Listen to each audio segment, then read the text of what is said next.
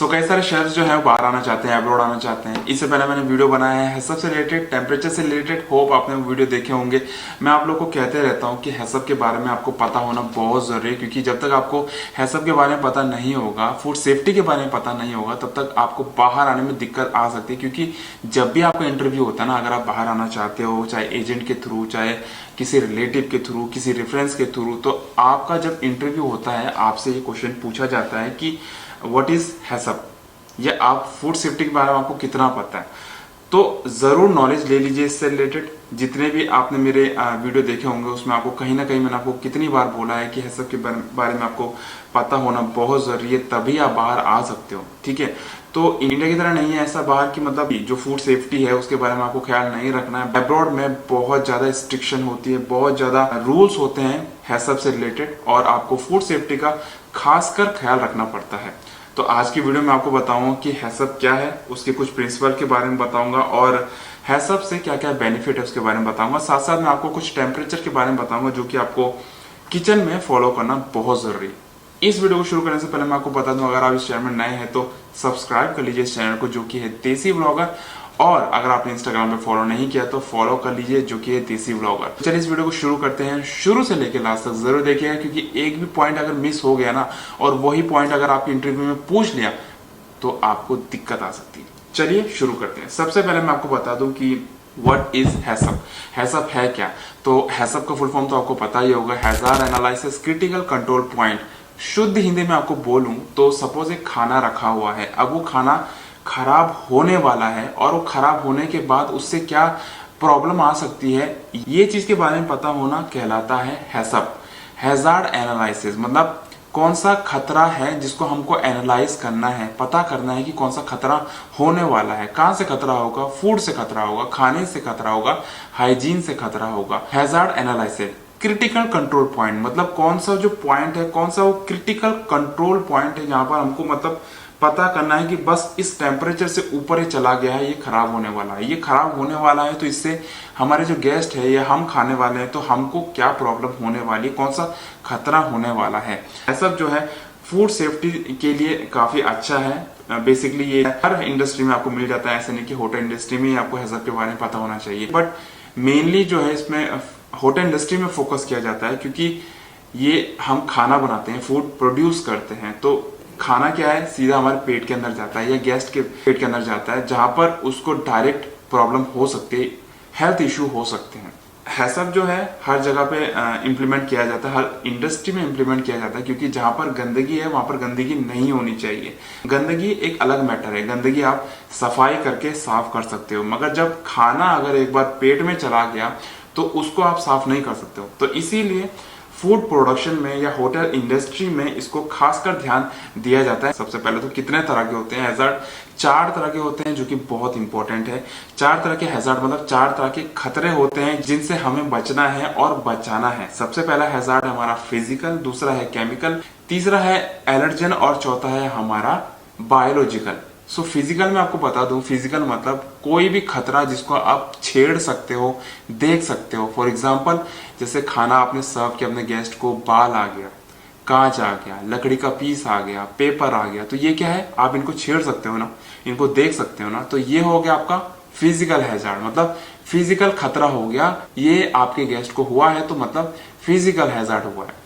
बात करते हैं केमिकल हैजार्ड की। तो केमिकल हैजार्ड का मतलब जैसे आपका डिटर्जेंट हो गया, सोप हो गया, हम हमारे जो यूटी वाले होते हैं वो ग्रिल साफ करते हैं, फ्लोर साफ करते हैं, हमारा बेंच साफ करते हैं जहां पर हम काम कर रहे होते हैं, तो वहां पर वो केमिकल लगाते हैं, सैनिटाइजर लगाते हैं। तो उससे क्या होता है, अगर आपने ढंग से क्लीन नहीं किया है, ढंग से उसको साफ नहीं किया है, तो क्या है कि वो आपके खाने में आ सकता है किसी न किसी तरह। आप सपोज खाना सर्व कर रहे हो और वहीं पे आपका यूटी वाला सफाई कर रहा है, पानी फेंक रहा है, वो केमिकल सपोज आपके खाने में आ गया, तो क्या होगा, केमिकल हैजार्ड। तो कोई सा भी डिटर्जेंट हो गया, सोप हो गया, केमिकल हो गया, ये आता है आपके केमिकल हैजार्ड में।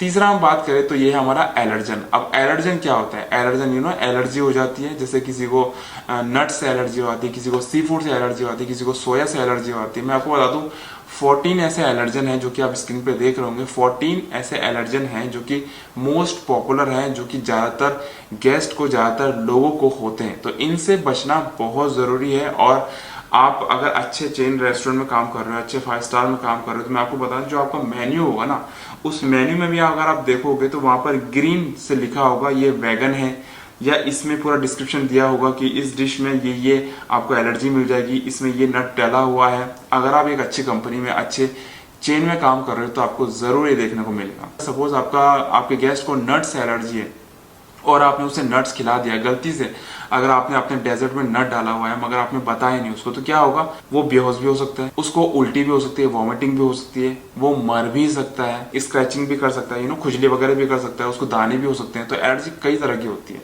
तो एलर्जन भी एक हैजार्ड है, एक खतरा है। चौथा और लास्ट हैजार्ड की बात करें तो ये है हमारा बायोलॉजिकल। सो बायोलॉजिकल मतलब बायो से जैसे आप पता चले रहा होगा, जब हमारा बायो की क्लासेस होती तो हम क्या पता करते थे, क्या चीजें हम उसमें नॉलेज लेते थे। बायोलॉजिकल मतलब जो आप देख नहीं सकते हो, छू नहीं सकते हो, फील भी नहीं कर सकते हो, ऐसी चीजों को बोलते हैं बायोलॉजिकल। अब ऐसी चीजों में क्या आ जाते हैं, जैसे फंगस आ गया, बेड में फंगस लग जाता है, तो ऐसी चीजों को आप देख नहीं सकते हो मगर स्मेल जरूर कर सकते हो। ठीक है, आप जैसे कीड़े मकोड़े आ गए, आप जहाँ पे काम कर रहे हो, कॉकरोचेज आ गए, रैट वगैरह आ गए, उन्होंने अगर वहां पर थोड़ा सा स्पोटी कर दिया, वहां पर थोड़ा सा कुछ डर्ट कर दिया, तो क्या होगा, ये बायोलॉजिकल हैजार्ड में आएगा। ये अगर आपके खाने में चला गया, इससे भी आपका जो गेस्ट है उसको इलनेस हो सकती है, कोई भी बीमारी हो सकती है, या वो उसे वॉमिटिंग भी हो सकती है, या फूड पॉइजनिंग भी हो सकती है। तो इन चीजों से ही बचना बहुत जरूरी होता है। अगर आप अब्रॉड में आओगे तो आप देखोगे कि जगह जगह पे कॉकरोच ट्रैप लगाए रहते हैं, रेट ट्रैप लगाए रहते हैं, और आपने यूवी लाइट देखी होगी, यूवी लाइट का यूज भी किया जाता है, जिससे कि जो फ्लायर्स होते हैं वो वहां पर चिपक जाते हैं या मर जाते हैं। तो ये सारी चीजें यूज करी जाती है बायोलॉजिकल हैजार्ड से बचने के लिए। तो मैंने आपको बताया कि हैजार्ड 4 तरह के होते हैं जो कि बहुत इंपॉर्टेंट है, जिनसे बचना बहुत जरूरी है, जिससे कि आपके गेस्ट को फूड पॉइजनिंग नहीं होगी और आप फूड सेफ्टी कर सकते हो।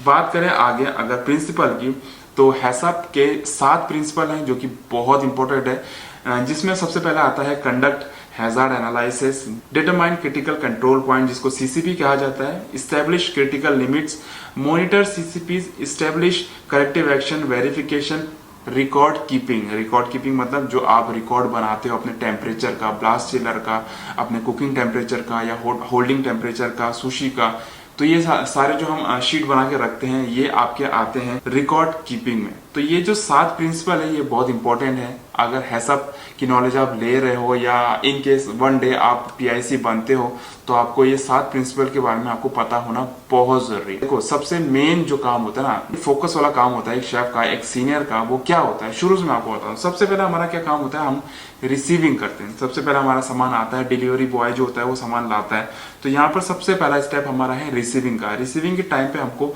कई चीजों को ध्यान रखना पड़ता है। अगर आप सबसे पहले रिसीविंग कर रहे हो तो आपको अपने खाने को चेक करना है कि वो अगर चिल्ड आइटम है तो वो चिल्ड 5 डिग्री से नीचे है कि नहीं है।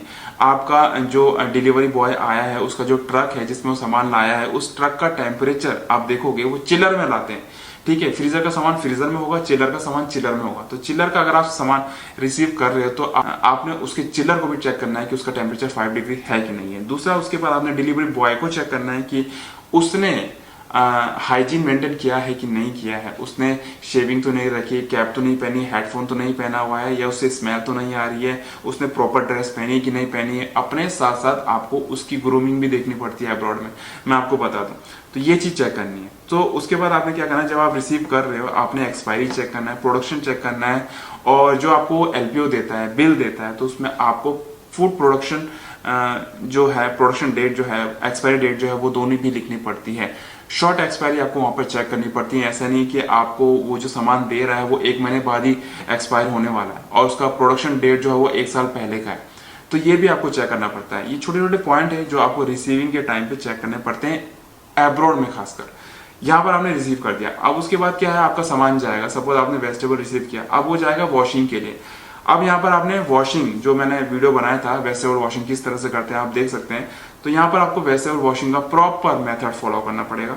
अच्छे से आपने सैनिटाइज कर दिया, आपने चिलर में रख दिया। अब आपका सपोज ऑर्डर आया, अब आपको करना क्या है, अब आप फूड प्रिपेयर करोगे। अब आप यहाँ पर कटिंग कर रहे हो, आपने कटिंग के वक्त क्या करना है, चेक करना है कि आप कौन से चॉपिंग बोर्ड का यूज कर रहे हो, सही चॉपिंग बोर्ड, सही नाइफ का, आपने हैंड ग्लव्स पहने कि नहीं पहने हैं। यहाँ पर आपका फूड प्रिपेयर हो चुका है। अब इसके बाद अगला स्टेप क्या आता है, कुकिंग। अब यहाँ से आपने कुकिंग करना है। कुक करने के टाइम पे आपने क्या नोट करना है, आप कितने टेम्परेचर में कुक कर रहे हो।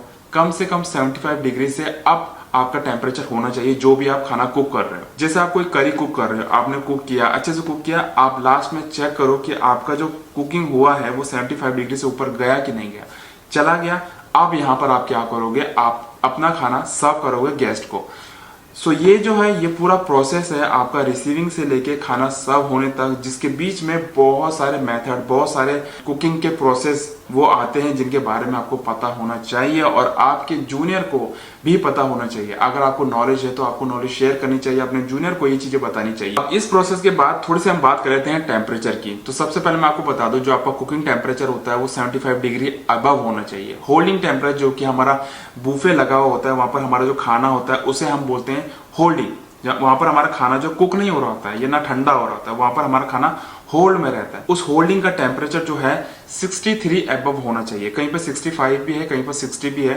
तो मेनली आप 63 के अबव आप रख सकते हो। तो 63 के अबव आपका होल्डिंग टेम्परेचर होना चाहिए और वो उसके ऊपर 70-75 कहीं तक भी हो सकता है। ठीक है, ये आपका होल्डिंग टेम्परेचर हो गया। अब कोल्ड की बात करें तो कोल्ड का टेम्परेचर जो है आपका 5 डिग्री बिलो होना चाहिए। सपोज आपने कोई सैलेड बनाया है या आपने कोई कोल्ड का आइटम बनाया है और आप उसको चिलर में रख रहे हो, तो चिलर का टेम्परेचर, कोल्ड का टेम्परेचर कितना होना चाहिए, 5 डिग्री बिलो। अब सपोज कोई सामान आपने फ्रीजर करना है, आपका कोई सालमन आया, सपोज सालमन आपने काट के अब उसको फ्रोजन करना है, तो फ्रोजन का टेम्परेचर आपका होना चाहिए -18 डिग्री आपका होना चाहिए। -18 डिग्री या -19, 20, 21 आपका हो सकता है। ठीक है, मगर -18 के नीचे मतलब 17, 16 इस तरह से आपका टेम्परेचर नहीं होना चाहिए, नहीं तो आपका खाना खराब हो चुका है। साथ साथ अगर हम बात करें ब्लास्ट चिलर की, सबसे पहले जब आप अपना खाना कुकिंग करते हो तो कुकिंग करने के बाद आप क्या करते हो, अगर आप उसको डायरेक्ट सर्व कर रहे हो तो आप सर्व करोगे, मगर अगर आप उसको चिलर में रख रहे हो कुछ खाना कुक करके, जैसे हम अपनी ग्रेवीज बनाते हैं या कोई भी राइस बना के रखते हैं, बिरयानी राइस बना के रखते हैं या कोई भी खाना बना के रखते हैं, उसको हम चिलर करते हैं। तो यहाँ पर क्या है, आपने कुकिंग किया, उसके बाद सेकंड प्रोसेस आता है ब्लास्ट चिलर। ब्लास्ट चिलर जब आप कर रहे हो तो ब्लास्ट चिलर का जो टाइमिंग है वो 90 मिनट होना चाहिए, मतलब 1.5 घंटे में आपका खाना कुक होना चाहिए। 75 डिग्री से आपका खाने का जो टेम्परेचर है वो 90 मिनट के बाद 5 डिग्री बिलो होना चाहिए। अब ऐसा नहीं कि आपने अपना खाना डाला तो 90 मिनट के लिए आपने छोड़ा हुआ है उसको, ऐसा नहीं। आपका जो खाना है डिपेंड करता है क्वांटिटी में। अगर एक बॉल आप ठंडा कर रहे हो तो उसको 90 मिनट की जरूरत नहीं है, उसको 10 मिनट 20 मिनट की जरूरत है। तो मैक्सिमम जो है 90 मिनट होना चाहिए और कम से कम आप कितना भी कर सकते हो जब तक उसका टेम्परेचर 5 डिग्री बिलो ना आ जाए। जैसे आपका टेम्परेचर 90 मिनट के अंदर या 90 मिनट तक 5 डिग्री बिलो आ जाता है, उसको डायरेक्ट आप डालोगे चिलर में। अब चिलर का टेम्परेचर से मैंने आपको बताया 5 डिग्री बिलो होना चाहिए। चिलर में डालने के बाद आपको जो खाना है उसको आप एक ही बार रीहीट कर सकते हो, और अगर आप रीहीट नहीं कर रहे हो तो उसका जो मैक्सिमम टाइम है चिलर में रखने का वो है 3 डेज। 3 डेज मतलब सपोज आपने अभी खाना बनाया है तो अभी से लेके 1, 2, 3 दिन आप गिनोगे। जैसे सपोज आप आज 10 तारीख है तो 10, 11, 12, तो 12 तारीख को ठीक इसी टाइम पे आपका जो खाना है वो एक्सपायर हो जाएगा, उसको आपको थ्रो करना पड़ेगा, आपका खाना स्पॉइल हो जाएगा। तो ये चीजें हैं, ये आपको नोट करना बहुत जरूरी है। As a chef, as a kitchen incharge, kitchen में आप काम कर रहे हो तो इन चीजों के बारे में आपको नॉलेज होनी बहुत जरूरी है। हैसअप के बारे में अगर बताऊंगा तो बहुत लंबा वीडियो हो जाएगा और इसकी बहुत सारी नॉलेज है। प्रिंसिपल की अगर इसके लिए तो स्पेशली मेरे को प्रिंसिपल का अलग वीडियो बनाना पड़ेगा, हैसअप के बारे में अलग बनाना पड़ेगा, जो आपको मैंने 4 हैजार्ड बताए हैं उसके लिए अलग वीडियो बनाना पड़ेगा। तो ये कुछ बेसिक नॉलेज थी जो कि मैंने आपको आज की वीडियो में दी है। होप आपको कुछ ना कुछ नॉलेज मिली होगी। अगर आप चाहते हैं कि हाइजीन से रिलेटेड, हैसअप से रिलेटेड या फूड सेफ्टी से रिलेटेड कोई आपके लिए वीडियो लाऊं तो कमेंट में जरूर बताइएगा। और अगर आप चाहते हैं कि किसी टॉपिक में मैं आपके लिए वीडियो लाऊं तो वो भी आप कमेंट में टाइप कर सकते हैं और मुझे बता सकते हैं। इंस्टाग्राम में अगर आपने फॉलो नहीं किया अभी तक तो फॉलो कर लीजिए, जहां पर मैं आपके लिए बहुत सारे कंटेंट लाता हूं।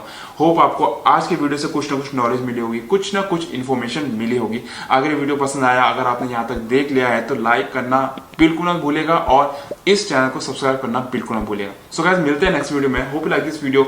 सी you then, see you in the next video. Bye.